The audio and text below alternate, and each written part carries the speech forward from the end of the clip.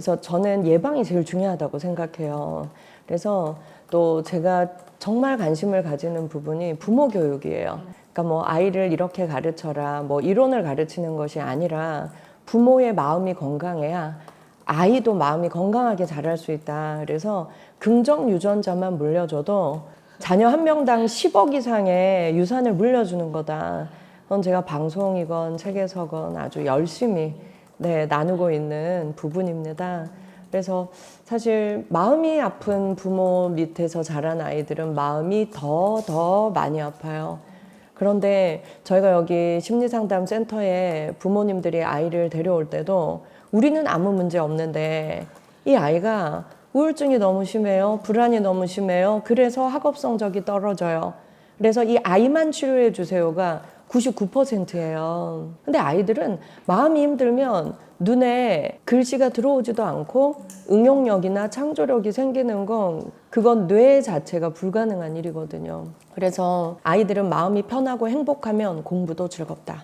근데 내 마음이 불안하고 우울하고 행복하지 않으면 공부가 고통인 거죠. 근데 부모님들이 그걸 모르세요. 내 아이가 왜 마음이 힘들까? 왜 내 아이가 우울할까? 요즘은 제 내담자 나이가 자꾸 어려지기 시작해서 5살이 최연소 내담자예요. 5살 아이도 불안하고 우울하고 대인관계가 어렵고 그리고 이제 어린이집에 가는 게 공포스럽고 그러니까 어른들이 겪는 어려움을 겪는 어린 아이들이 점차 연령이 계속 낮아지고 있다는 거죠. 그래서 방법은 하나밖에 없어요. 저희는 그렇게 어린 아이들 그리고 청소년들 마음이 아픈 아이들 그래서 공부가 안 되는 아이들을 부모님이 데리고 오면 저희는 부모가 먼저 상담 받아야 합니다. 부모가 먼저 상담 받고 아이와 함께 받고 그래야만 아이가 정말 몸도 마음도 건강하게 성장할 수 있지 아이만 치료받는다고 좋아지는 케이스를 저는 본 적이 없습니다. 20년 가까이 이 일을 하면서 한 케이스도 본 적이 없어요. 그리고 정신과 의사든 심리 상담가든 저희는 이 아이를 일주일에 한 번 치료 기간에만 만날 뿐이에요. 그래서 이 아이가 우리와 함께하는 동안 아무리 좋아진다 하더라도 진짜 치료의 현장은 가정이거든요. 집에서 부모가 치료자의 역할을 계속 해주지 못하면 이 아이들은 좋아질 수가 없어요. 다시 원위치로 가는 거죠. 그래서 저는 항상 부모님들에게 말해요. 내 아이의 가장 좋은 치료자는 나다. 나 자신이다. 그래서 내가 나를 치유하고 내 자녀도 치유할 수 있는 그리고 우리 가정이 몸과 마음이 함께 건강해지는 거기에 초점을 두시라.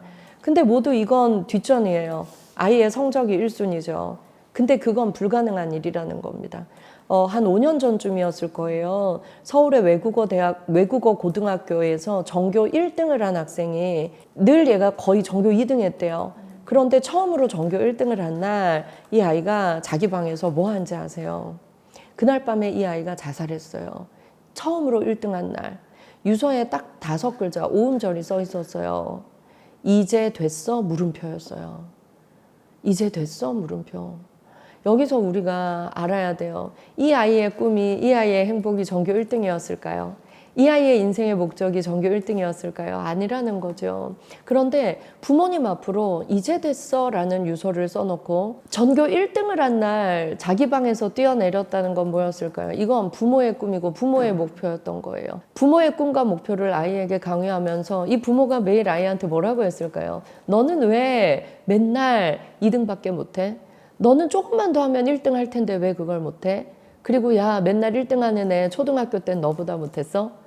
이런 말을 했을지도 모르겠다는 생각이 들었어요. 그래서 이 아이가 부모의 꿈인 1등을 성취한 날 행복했을까요? 제 생각엔요. 너무너무 불안하고 너무 두렵고 무서웠을 것 같아요. 이제 올라와 버렸는데 이제는 유지하기도 자신이 없고 내려갈 길밖에 보이지 않는데 내가 다시 내려갔을 때 우리 부모님은 뭐라고 할까? 우리 부모님 뭐라고 했을까요? 좀 더 노력하지 그랬어. 너는 또 내려왔어. 너는 1등 했으니까 또 할 수 있어. 다음 달은 할 수 있어. 이런 식으로 얘기하지 않았을까? 그 모든 걸 상상할 때 이 아이는 그래 부모님의 꿈을 성취한 오늘 여기서 멈추자. 전교 1등에서 나를 멈추자. 그럼 난 전교 1등으로 기억되지 않을까? 이제 됐어? 라고 묻고 마무리를 하지 않았을까 싶어요. 저는 부모님들 학부모 교육할 때 이 예를 아프지만 꼭 듭니다. 그래서 저는 좋은 부모는 딱 한 문장으로 요약할 수 있어요. 행복한 부모가 좋은 부모예요. 그래서요, 이런 말 하는 부모가 제일 어리석어요. 예, 내가 먹을 거 아끼고, 입을 거 아끼고, 노는 거 아끼고, 너를 위해서 엄마가 아빠가 얼마나 헌신했는데 나 어릴 때는 이런 거 가지지도 못했어. 엄마는 누리지도 못했어. 엄마는 할머니 할아버지가 안 해줘서 지원을 안 해줘서 공부도 더 할 수가 없었어. 근데 너는 다 해주는데 뭐가 불만이야? 뭐가 부족해서? 뭐가 부족하냐면요, 사랑이 부족하고 행복이 부족하고 즐거움이 부족한 거예요. 그래서 요즘 아이들은 똑똑해요. 그건 엄마 생각이고, 그건 엄마 인생이고, 그건 엄마 부모님이 그랬고, 나는 행복하고 싶다고요. 근데 우리 부모님들이 그걸 모르세요. 그래서 정말 좋은 부모는 행복한 부모입니다. 자, 아이들은요, 엄마 뱃속에서부터 엄마와 탯줄이 10달 동안 이어져 있죠. 예, 그런데 10달 동안 탯줄로 이어져 있으면서 엄마의 영양분만 탯줄로 주고받은 게 아니라 엄마의 감정을 10달 동안 똑같이 느꼈어요. 똑같이 감정소통했어요. 그래서 내 아이가 내 뱃속에 있었던 10달을 한번 우리 돌아가서 여행을 해볼까요? 그때 내 마음이 어땠나? 내 남편과 내가 뱃속에 있는 이 아이에게 어떤 말을 들려주었나? 내가 행복했나? 근데 내가 혹시 불안하고 우울하고 많은 고민에 빠져 있진 않았나? 그 엄마가 10달 동안 많이 느꼈던 감정을 이 아이는 핵심 감정으로 가지고 태어나요. 엄마가 많이 우울했다면 이 아이도 애기지만 우울이란 감정에 익숙한 겁니다. 예, 엄마가 많이 불안했다면 이 아이는 불안이란 감정에 아주 익숙해요. 불안에 있어서 아주 예민하게 반응하죠. 아빠와 엄마가 내가 뱃속에 있을 때도 많이 싸웠어요. 엄마가 깜짝깜짝 놀라고 슬펐겠죠. 이 아이는 관계에 대해서 가장 가까운 관계에도 이렇게 상처 줄 수 있어 불안하고 공포를 느낄 수도 있죠. 태어난 뒤에는요, 아이는 엄마의 표정, 아빠의 표정을 보면서 감정을 또 학습해요.